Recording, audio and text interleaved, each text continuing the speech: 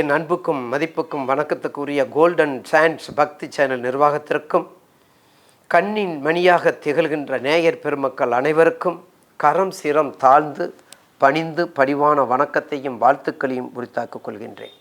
அடுத்து தை மாதத்துக்குரிய தனுசு ராசி பற்றி நேயர் பெருமக்களுக்கு இப்போது பதிவு செய்ய காத்துள்ளேன். அந்த 5, 7, 9 குருபலம் ஏற்கனவே மேச ராசிக்கு பரிவர்த்தனை. அப்போ தனுசு ராசிக்கும் பரிவர்த்தனை தானே.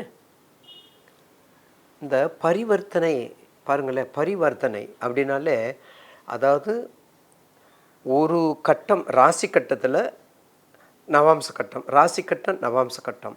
அப்போ அந்த ராசி கட்டத்தில் இருக்கக்கூடிய ராசிநாதன், மேச ராசியில் இருக்கக்கூடிய செவ்வாய் ராசிநாதன், துலாம் ராசியில் இருக்கக்கூடிய சுக்கிரன், அந்த சுக்கிரன் மேசராசியில் இருக்கக்கூடிய செவ்வாய் சுக்கிரன் துலாம் ராசியில் இருந்தால் அது பரிவர்த்தனை.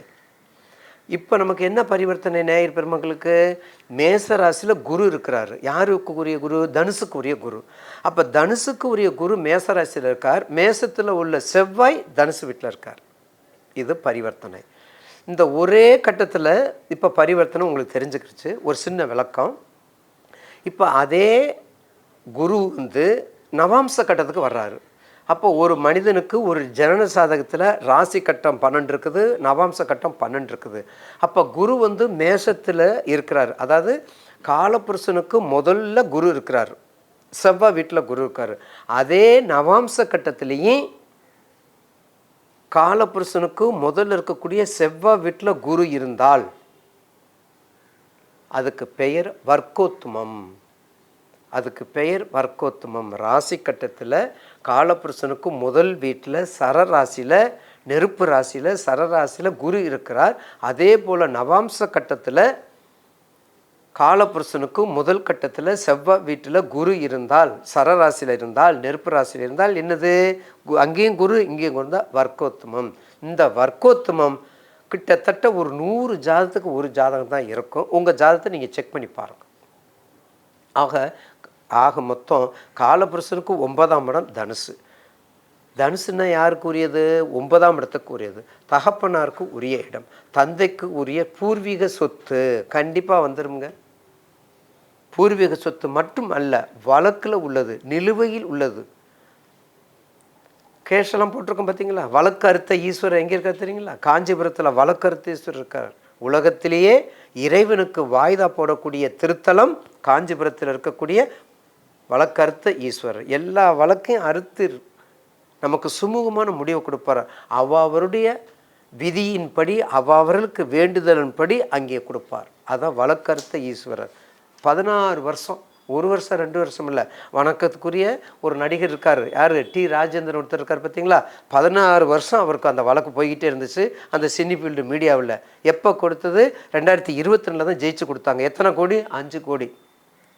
அவருக்கு தான் அவர் தான் இங்கே சிறப்பாக என்ன பண்ணியிருக்காரு? நிறைய கான்ட்ரிபியூட் பண்ணி உபயம் பண்ணியிருக்கார். அந்த வழக்கு தெரிந்த கோயிலில் நிறைய நற்பணியில் நல்ல பணியெல்லாம் செஞ்சுருக்கார், நல்ல தொண்டுகளை செஞ்சுருக்காரு. அவர் பையனு கூட ஒரு பேட்டில் இப்போ கூட சொன்னாங்க, உங்கள் பையனுக்கு ஏன் மேரேஜ் ஆகலை, வழக்கறுத்தீஸ்வரர் பார்த்துக்குறான்ட்டார் ஒரே வார்த்தையில். அவ்வளவு ஏன் சொல்கிறோம்? ஒரு மீடியாவை சொன்னால் தானே நீங்கள் சீக்கிரம் பார்க்குறீங்க, அந்த மீடியாக்கள் போகும்போது தானே பார்க்குறீங்க. அப்படிப்பட்ட பிரசித்தி பெற்ற வழக்கறுத்த ஈஸ்வரர் காஞ்சிபுரத்தில், காஞ்சி ரோட்டில். அப்போ நீண்ட எல்லா பிரேக்காக இருக்கக்கூடிய எல்லா வழக்குகளையும் தீர்த்து வைக்கக்கூடிய இடம், நேரம் தனுசு ராசி நேயர்களுக்கு. எப்போ? இந்த தை மாதத்தில். அப்போ நீங்கள் என்ன பண்ணணும்? மார்கழி மாதத்தில் என்ன பண்ணணும்? பிரார்த்தனை. மார்கழி மாதம் ஏன் கொடுத்துருக்காங்க? புரட்டாசி ஏன் கொடுத்துருக்காங்க? மார்கழி எது கொடுத்துருக்காங்க? ஆடி எது கொடுத்துருக்காங்க? எல்லாமே தெய்வ வழிபாட்டிற்காக. முன்னோர்கள் யாருமே தவறாக நம்மளை வழிகாட்டவில்லை. ஒவ்வொரு அங்குலமாக, ஜோதிட சாஸ்திரமாக இருந்தாலும் சரி, விஞ்ஞானமாக இருந்தாலும் சரி, விஞ்ஞானமாக இருந்தாலும் சரி, ஒவ்வொன்றும் அங்குலமாக நன்மையும் தீமையும் கலந்து அவளுடைய பூர்வ புண்ணியத்திற்கேற்ப நமக்கு அமைக்கப்பட்டுள்ள ஜோதிடத்துறை. அப்போ தனுசு ராசி நேயர்களுக்கு இந்த தை மாதம் மிக சிறப்பாக இருக்கும். எதனால்? பரிவர்த்தனை யோகம், குருமங்கள யோகம், எல்லா யோக பலனும் இருக்கின்றது. 7:30 முடிஞ்சிருச்சுங்க, 7:30 முடிஞ்சிருச்சு பார்த்தீங்களா? தனுசு ராசிக்கு 7:30 முடிஞ்சிருச்சு.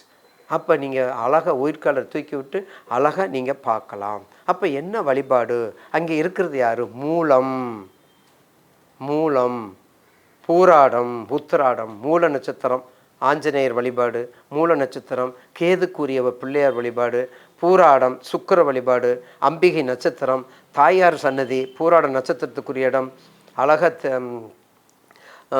தில்லைக்காளி, தில்லைக்காளி வழிபடுங்க, அம்பாள் வழிபடுங்க, திருமணஞ்சேரி உள்ள அம்பாள் வழிபடுங்க, பூராட நட்சத்திர அம்பிகை வழிபாடு எல்லாம் நல்லா பண்ணுங்கள். அடுத்து உத்தராடம் ஞாயிறு, ஞாயிறு பற்றி நம்ம பேசியிருக்கிறோம். இப்போ பொங்கல்னால் ஞாயிறு பற்றி பேசுகிறோம். ஆதித்ய ஹிருதயம் படிங்க, ஓம் அது காயத்ரி மந்திரத்தை படிங்க, சூரிய காயத்ரி படிங்க. எல்லாமே நீங்கள் படித்து வரும்போது நிச்சயமாக தனுசு ராசிக்கு ஒரு சிறப்பாக இருக்கும். அதில் மாற்று கருத்து அல்ல. ஏன்னா உங்களுக்கு நல்லது எது? சிம்மம், துலாம், தனுசு, இந்த 3க்கும் குரு பலன். அப்புறம் எதுக்கு திருப்பி திருப்பி அதுக்கு நம்ம போகிறோம்? அரைச்சமாக அரைக்கக்கூடாதுல்ல, அடுத்ததாவது நல்லா இருக்கணும்ல, இல்லைங்களா? அதனால் நிச்சயமாக தை மாதம் உங்களுக்கு சிறப்பாக அமையும் என்றதில் மாற்று கருத்து அல்ல. நிச்சயமாக இந்த தை மாதத்தில் ஒரு சிறப்பாக இருக்கும் என்று கூறி முடிக்கின்றேன். நன்றி, வணக்கம். ஈசனே சிவகாமி நேசனே என ஈன்ற தில்லைவாழ் நடராஜனே. திருச்சிற்றம்பலம் சிதம்பரம், திருச்சிற்றம்பலம் தில்லையம்பலம் சிதம்பரம்.